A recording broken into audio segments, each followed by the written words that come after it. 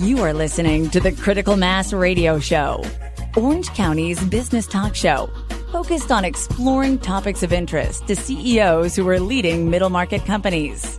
With your host, Richard Franzi. Hello and welcome to Orange County's longest running business talk show. I am your host, Rick Franzi, and I think we're going to have a very good, if not great, show for you today. I have our special guest, Abir Alameddine. She is the CEO and founder of Z-Titan. Abir, welcome to the program. Good morning. Thank you, Rick. Thanks for having me. Oh, you're welcome. Let's get right into it. Your latest venture has been in business for about a year. So let's take us back. What was your motivation to create this business? Yeah, so actually, I've been consulting and coaching in different areas of businesses since 2014. But last year, specifically after the pandemic and the boom in e-commerce, it shifted a little bit more and more into e-commerce and taking businesses online because it's really important to have presence right now more than ever. And that's how I started doing the business under Z-Titan, this new venture. The motivation for me remains always the same, to help as many small business owners and entrepreneurs that are overwhelmed to jump into this space, and they just might not have the know-how, the experience, enough team members to do that. So I can help them extend those services to them and jump online. So what have you learned in the year plus since you've been focused kind of in this specific area of the coaching? Yeah, so in particular to this area, just because it's such a noisy space, it's very competitive, and there is a lot of so-called gurus that tend to want to sell their services for very high ticket and promise results of 10xing someone's business and ROI and, all of these promises, and only tend to fall flat in delivering. I've seen more than 90% of the time because no one can in such a short period of time to deliver, for this example, a 10x result, right? It needs some work, it needs some time. And I learned that someone that is new trying to get into this business can fall really easily for such promises, big hype promises. So I just urge the audience to, when they want to learn from someone, maybe look for those who are achieving the results that they want, but they're only a couple steps ahead of them in the same game. Because this is where they can learn the most, because those can actually help them with hands-on experience, because it's not something that they've done 20 years ago. It's something they're actively doing now for their businesses and for their clients. And this is where they can help the most, bring them up to speed into the same game they want to play. Is that because, I should ask you just why is that the case, but I assume that's because the world of e-commerce is ever evolving and changing, and so more relevant recent experience is more appropriate than historical experience. Is that fair to say? Absolutely, 100%. Yes. So what is, so let's look at your firm, Z-Titan. First of all, what's in the name? How did you choose that name? So the choice of the name is again goes back because I've been consulting for a while in different areas of businesses, and that's the Titan part of it. It just our services started in executive coaching in whether it's digital marketing, affiliate marketing, e-commerce, running a business, leadership, personal development for your team as it grows, hiring virtual assistants to help without having the need to continue to grow your team on 100% basis up until you can, and you have the ROI to support it. But and I come from an operation and finance and marketing background, so I'm able to join that whole umbrella, and that's where the Titan part is. So let's talk about the challenges and the kind of what you help your clients to do to navigate this noisy, competitive, because you're right. I think there are so many choices and options for an entrepreneur who would like to create an online business. Where would you, give you a little free advice here, if you don't mind giving a little free expertise away. What do you kind of counsel your entrepreneurs who haven't yet gone online, but have an idea that they have a product or service that could sell well through online platforms? How do you kind of start with them to get them started? Yeah, so there's two folds to this question, and I'd be happy to give free advice to your audience. Actually, it is necessary. Let's look at the two areas I consult in today primarily. One is for those small businesses who want to jump online. They don't have an established online presence, and they want to have a following and establish their brand online. So for those, and I see where there's a lot of help is needed there, because again, they just don't know how to navigate that space. They don't know where to start, because right now you have social media platforms that are just popping out of the woodwork everywhere, right? And each one of them might deliver something that might be a little bit different than the other, and they might have a following and a type of audience that might be a little different than the other. So if you're that type of small business and you want to jump online, it is important not to let yourself get overwhelmed with that. Just start. Just take the first step. That's what's important. And how to start, my advice is think about the product or the service you deliver and the audience that it can serve the most, and think about where is that audience hanging out. So let's say, for just more tangible example, if you are in the retail business in fashion and you are catering to that young group, let's say 18 plus to maybe 34 or so, and if you think my audience hangs out in TikTok, then start there. Start with TikTok. Learn as much as possible the in and out of TikTok and what works, what doesn't. And after a while, you would have experienced that platform, collected some data about how your audience is interacting with the material you're putting out. How is that feedback? And from there, you can branch and add to it.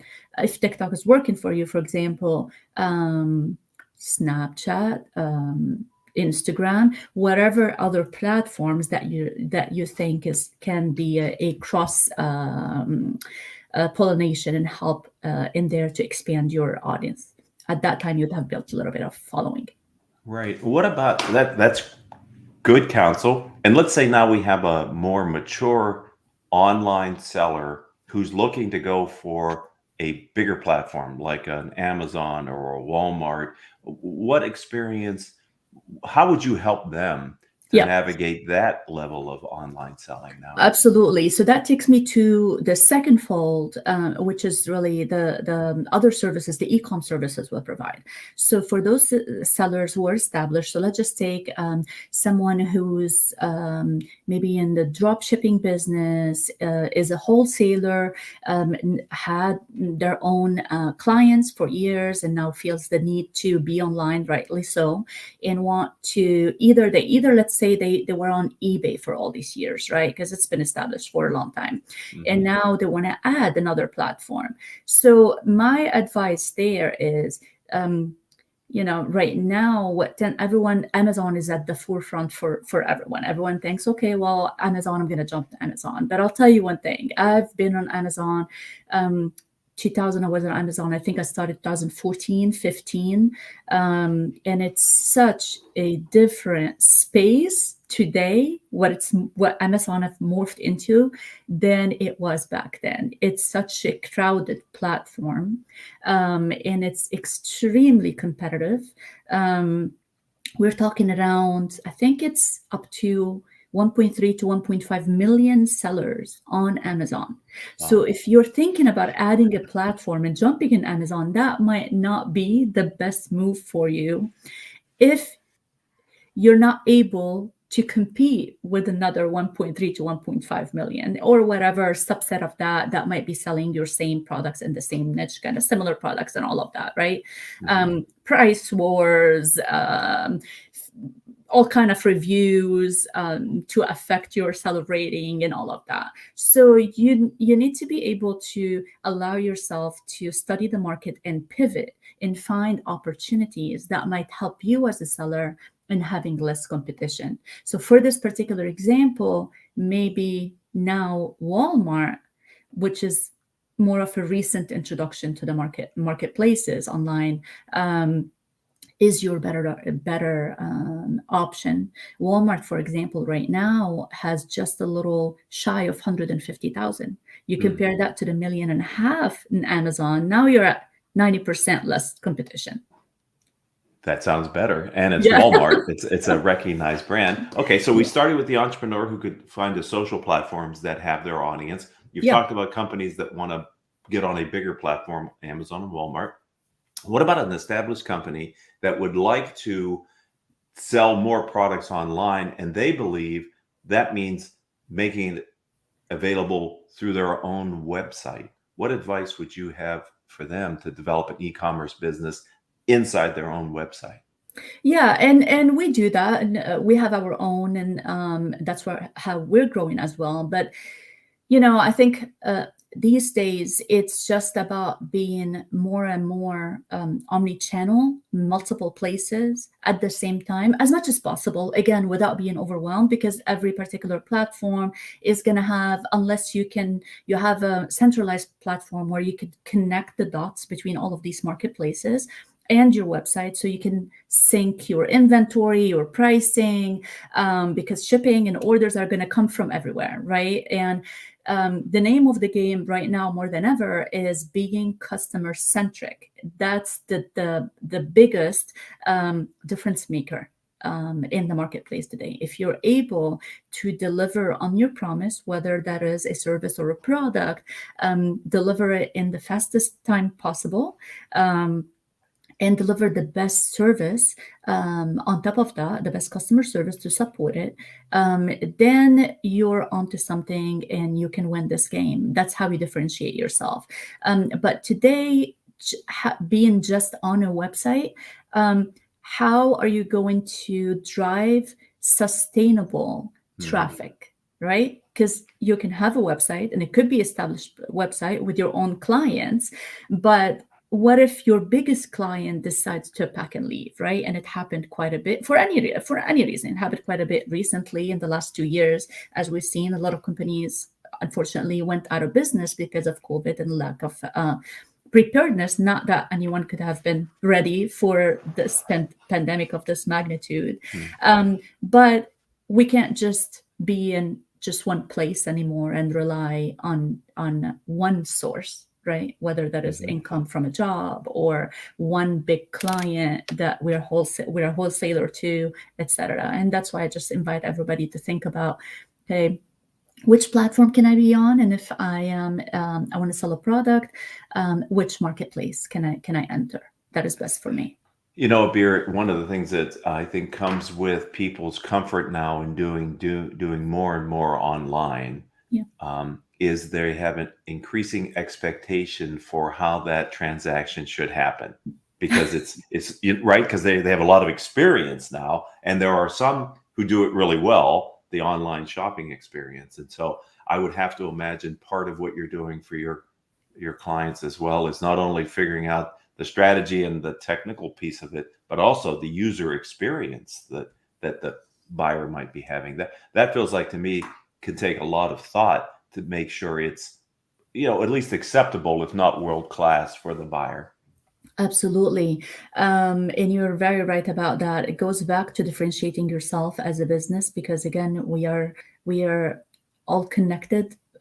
One platform, one one giant marketplace that's called the world, because now you can, more than ever, someone can order a product from Australia and get it, from here, just easy shipping, and they have an expectation that it's going to get to them, within 10 days or so. So how do you make all of that happen?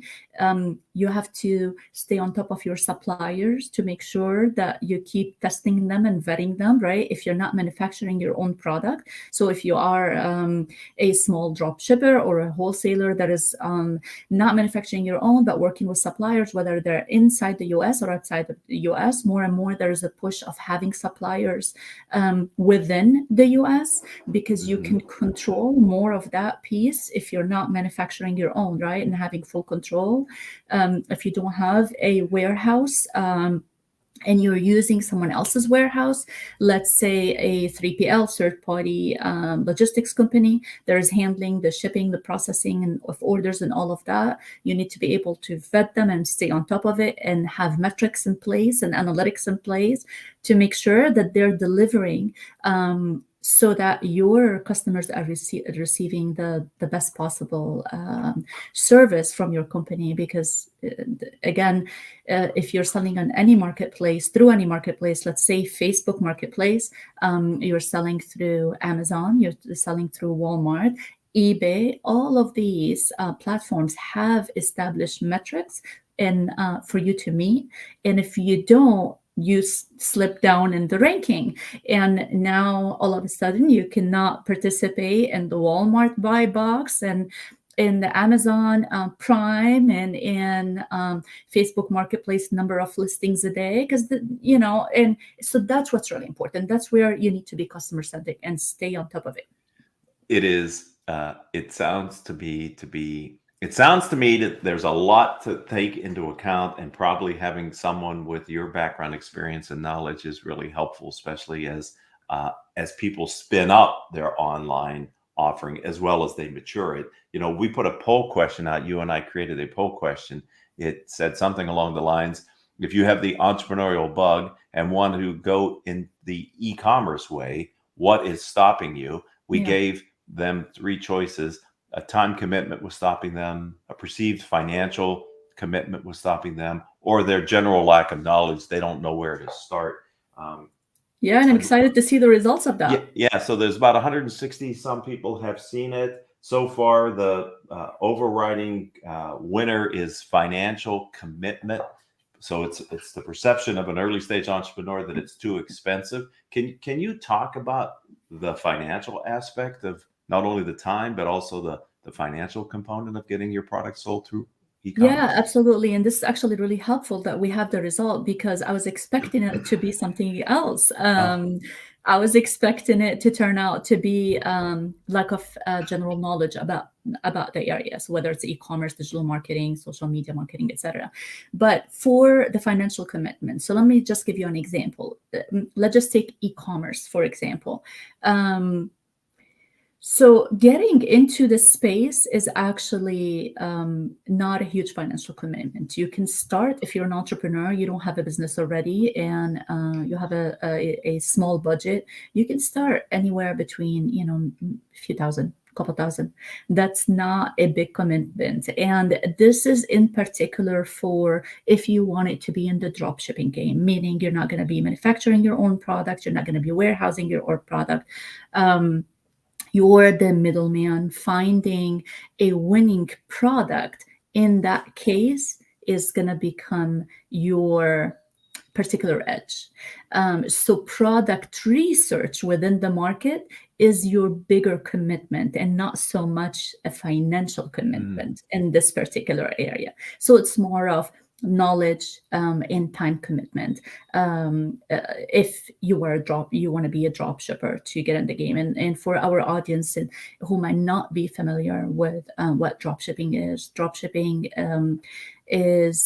you not owning a product, not owning a service. You're investing your time, like I mentioned, and your know-how into figuring out what products are in demand to solve a problem for your potential customers, and if those products are scarce, there's not enough in the market, and that's where your opportunity is. And if you can find that particular niche, then you are in business for very little money, right? Yes, and that's that's basic business, right? You find a need, an unmet need, and you satisfy it, and you use the platforms that are available. Absolutely. That is great. Absolutely. So the poll will be up for a week, and so if you're watching us today live or you're listening to the podcast and you'd like to participate in the poll, please do. We'd love to have your responses as well. I'm wondering, where do you go? Because you're constantly needing of the latest experiences and insights because you're consulting on others. Where are you getting insights and experiences that are helping you to stay ahead of your competition and grow your business? Yeah, great question. I actually always believed in continued learning. I have an MBA, and believe it or not, I did a PhD in social media marketing specifically. That's how I geared more and more toward e-commerce and digital marketing, affiliate marketing, all the stuff at Pepperdine University in Malibu, California, back in 2013. So this is how I got into the game in 2014, actually, right after that. But I do believe in continuing to challenge myself, because this particular business is, like you mentioned in the beginning, is ever evolving. Every 3 to 6 months there's a new platform or a spin-off of a platform that existed with new services, right? So it is important for myself, my business, and my clients for me to keep up to date. So today I have a few mentors that I learned from in different areas of the business. So for example, digital marketing, I learned a lot from Russell Brunson. And for those in the audience who might not be familiar with who he is the co-founder of ClickFunnels, which is one of the biggest software out today in this space, in digital marketing and coaching, etc. Then my 2-decade long mentor is Anthony Robbins, Tony Robbins now, and that's where my personal development, a lot of it comes from. I also, for life, general life advice, motivation, etc., I follow Oprah Winfrey, and I'm in multiple masterminds where I go to events a year, whether it's online, whether it's in person, and I mastermind with like-minded individuals in this particular space that I consult in, business and e-commerce, digital marketing. Well, you certainly have checked the box for being a lifelong learner with that answer. So congratulations. And that's quite impressive, actually. And we had a previous conversation about the impact that Tony Robbins has had for me as well. And so I encourage people, if they haven't had a chance to visit some of his concepts, it might be time well invested, especially for the early stage entrepreneurs who are looking to find their brand, their voice, etc. So let's talk about you again and your business. Where are you taking the business? Describe for me the vision of the future for your firm. Yeah, before we do that, I want to take a second. And I remember that you mentioned to me you still have your power move from Tony Robbins. Where can you share your power move with me? It's this right here. I wanted something that I could do anywhere at any time, and I find it just gave me a jolt of energy just by doing that. Thank you for asking. That's awesome.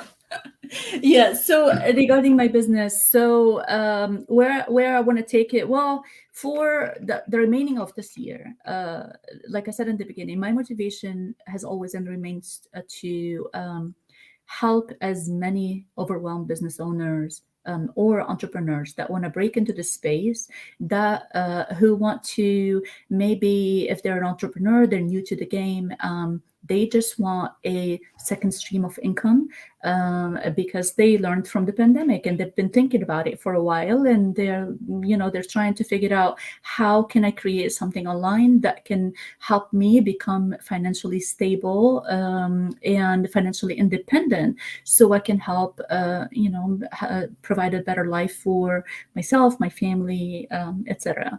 And so my goal for the remaining of this year is to help another 25 entrepreneurs get there, get started, break ground, to transform their vision, their idea, their dream into a real business that can help support them and their families in the future.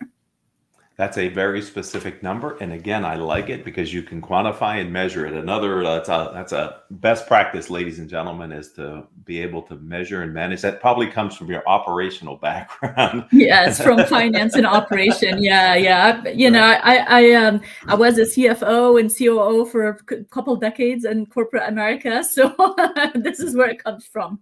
So if people would like to learn more about you, Abir, and as well as your business, how would they find you online?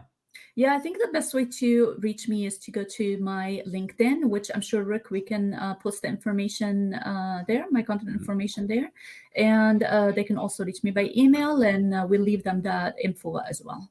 Thank you. And I really appreciate you giving your time and a bit of your knowledge for our audience's benefit here on the show. It's been great to get to know you, Abir. Thank you, Rick. That was great. I'd like to thank the audience. You've been a part of Orange County's longest running business talk show. Abir's episode was number 1,356. If you too are an Orange County entrepreneur and you would like to tell your story, then please contact me. I'm Rick Franzi, and I'm on LinkedIn as that. And I have a website, rickfranzi.com. And until the next time we have a chance to be together, I hope all of your business decisions will move your company in a positive direction.